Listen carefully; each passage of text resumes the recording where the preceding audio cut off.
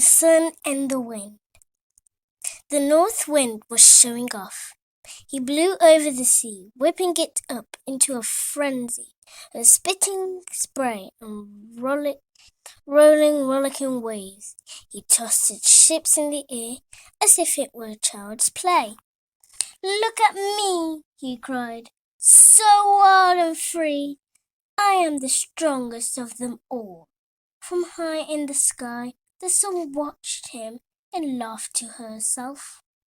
"That wind," she thought, "that bragging, big-headed, arrogant wind. Does he really think he's stronger than me? He doesn't know the meaning of strength." "You're nothing but a tiresome boy," she called out.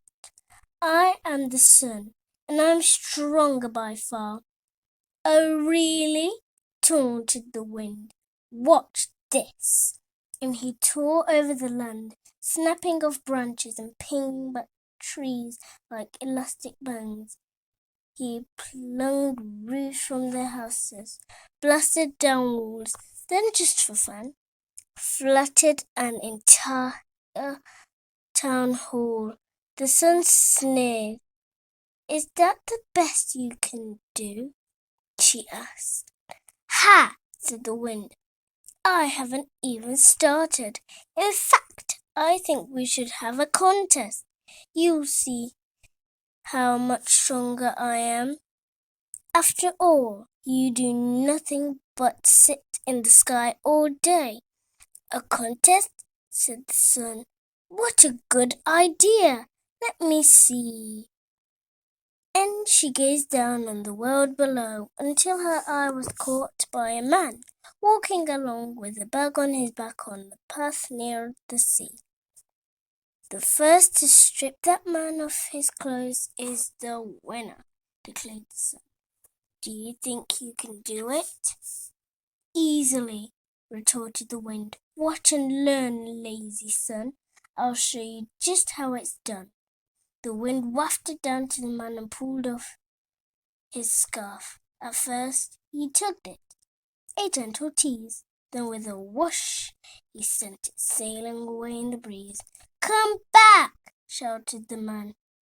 He leaped, but it was too late, as the wind entangled the scarf in a tree.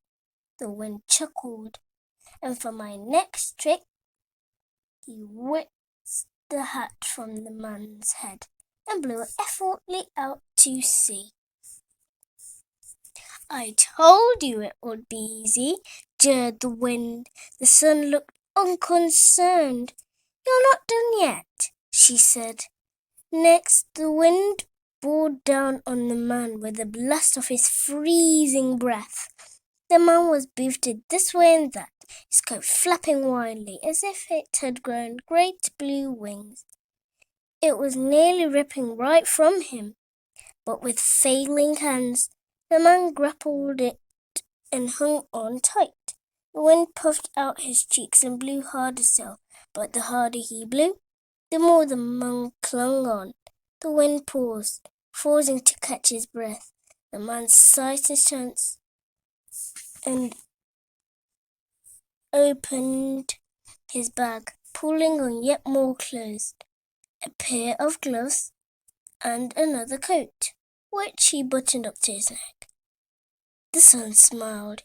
"You've had your chance," she said. "My turn now." "Humph," said the wind, reluctantly drawing back.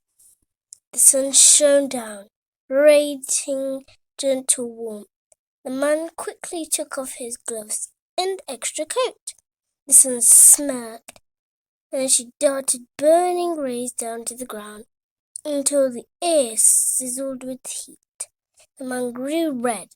Beads of sweat appeared on his brow, and he gazed longingly at the sparkling sea.